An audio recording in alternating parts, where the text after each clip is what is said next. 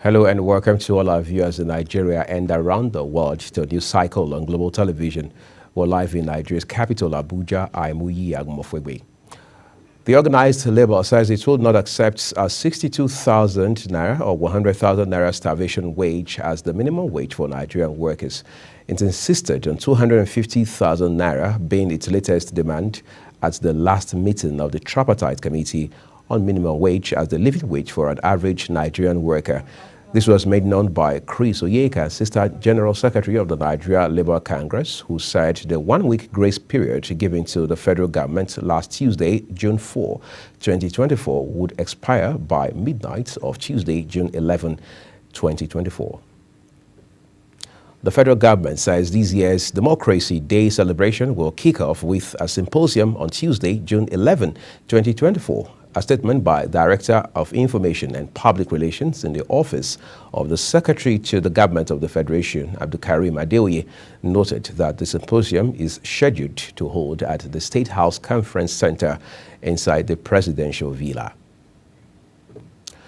The correspondent chapel of the Kano State Council of the Nigeria Union of Journalists, NUJ, has decided to boycott all activities related to the Kano State government. This was contained in a statement issued by Aminu Greco, who is the chairman of the correspondence chapel of the union in Kano State. The decision was reportedly taken in response to the persistent and unacceptable maltreatment of members of the chapel in the state by the government and its agents while discharging their primary assignments. The House of Representatives has proposed to make a single tenure of 6 years for presidents and governors and moved to create the office of 2 vice presidents from the southern and northern parts of Nigeria. The 6 bills, which have passed through the first reading on the floor of the House, are sponsored by 35 members of the Green Chambers. Speaking to a journalist during a press conference in Abuja, the spokesperson of the 35 lawmakers, Ikenga Imo Ugochinyere, representing Idi-Ato North-South Federal Constituency, said the bills, if passed into law, will reduce government spending and wastage, efficiency in governance, and national stability by providing a single term of 6 years for the president and governor. The Nigerian Meteorological Agency has predicted sunny and cloudy weather activities from Monday to Wednesday across the country. The agency's weather outlook released in Abuja predicted sunny skies over the northern region on Monday throughout the forecast period. It stated that sunny conditions with patches of clouds and expected over the north-central region throughout the forecast period. The National Board for Technical Education has introduced a mandatory skills qualification as a graduation requirement for all new reviewed national diploma and higher national diploma curricula. The board said the introduction is in line with global trends, especially as skill acquisition is now central to the training of youths in polytechnics. This is disclosed in a statement by the board's head of media, Ajia Fatima Abubakar, in Abuja. Abubakar said the diploma holders will now graduate with the National Skills Qualification or its equivalent as an additional qualification. The Northern Elders Forum has called on the federal government to set up a National Pastoralist Commission to protect the interests of Nigerian herdsmen. A statement issued by its Director of Publicity and Advocacy, Abdulaziz Suleiman, said the forum expressed its position while contributing to the ongoing debate on the proposed law to phase out open grazing and established ranching agencies, legislation that sparked conflicting views among stakeholders in the country. The chairman of the Independent National Electoral Commission, INEC, Professor Mahmood Yakubu, has underscored the importance of professionalism and competence among election personnel for the success of elections. Yakubu conveyed this in an address honoring the former Director General of the Electoral Institute, late Professor Abubakar Momo, in Abuja ahead of Edo and Ondo off-cycle governorship elections scheduled for September 21 and November 16, 2024, respectively. INEC chairman noted that professionalism is essential for maintaining the integrity of the democratic process and ensuring voter confidence, which in turn affects voter participation and turnout. The Federal Capital Territory Police Command, in a joint operation with other security forces, has raided kidnappers' camps on the borders of Abuja. The command spokesperson, SP Josephine Ade, disclosed this in a statement posted on X. The statement cites the operatives of the FCT Police Command in synergy with the Special Forces of Guards Brigade and DSS Hunters in continued effort against criminality in the capital on June 7, 2024, stormed some identified kidnappers' camps at Gidondogo and Kweti forests in Kaduna State, bordering FCT, and trailed as well as arrested 4 suspects. The statement noted that the suspects confessed to being members of a notorious bandit syndicate with the name May 1 Million. The federal government has threatened to go after the management of any hospital that refuses to attend to patients rushed into their facilities in an emergency. Minister of Women Affairs, Uju Kennedy Chinye, gave the wording at the Unlock Grants Award ceremony in Abuja. The growing concerns compelled the House of Representatives earlier this year to task the Federal Ministry of Health to take decisive action against hospitals and healthcare facilities that refuse to treat accidents or gunshot patients without a police reports. Plateau State's Governor Caleb Mufwang has announced the lifting of the curfew imposed on the Mangu local government area of the state in January this year. The governor had imposed a 24-hour curfew on the Mangu local government area after some bandits invaded the Punchit and Sabongeri communities and killed 13 persons. Some residents were equally injured, while several houses were burnt during the attack. You're watching News Cycle, coming to you live from Nigeria's capital, Abuja. We're on Star Times, channel 276. Kindly follow us across all social media platforms using @GlobalTVNG and other handles, as you now see on your screen.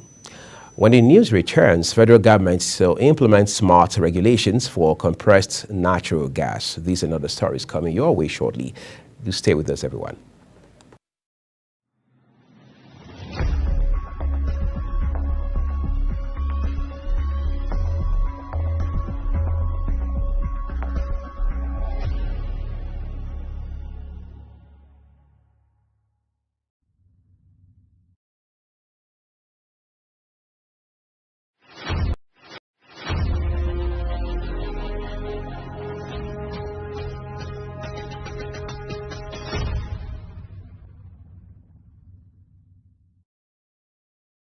Are you a food lover? Do you care about your health and nutrition? Are you interested in exploring the diverse culinary traditions from around the world?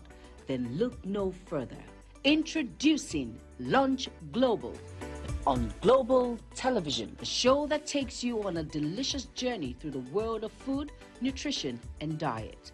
So, whether you're a seasoned foodie, a health enthusiast, or simply curious about the world of food, Lunch Global has something for everyone. Tune in Mondays to Fridays and let your taste bud take you on a journey of flavor, culture, and discovery on Lunch Global. Bon appetit!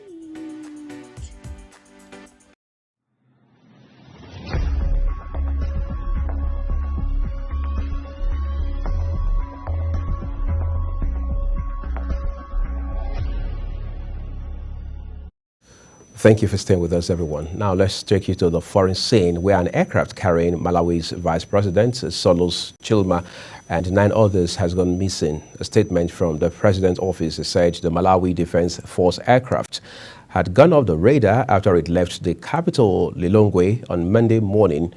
After being informed of the incident, Malawi's President Lazarus Chakwera cancelled his scheduled flight to the Bahamas. The president ordered a search and rescue operation after aviation officials were unable to contact the aircraft.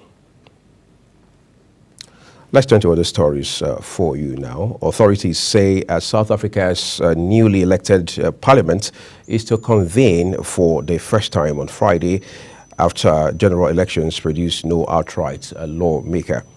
Lawmakers in the 400-seat National Assembly will be called to appoint a speaker and start the process of electing the country's president, a task that could prove trickier than usual this year. For the first time since the advent of democracy in 1994, President Cyril Ramaphosa's African National Congress, the ANC, lost its absolute parliamentary majority in the May 29 votes. Tanzania authorities have expressed optimism that more Nigerians will invest in the country, saying it would create employment opportunities for citizens and boost the country's economy. Addressing newsmen in Lagos, Chairman, Board of Directors of Tanzania Investment Center, Dr. Benelith Mahenge, said the discussion that was held between the High Commission of the United Republic of Tanzania through the Tanzania Investment Center and members of Lagos Chamber of Commerce and Industry was focused on investing profitably.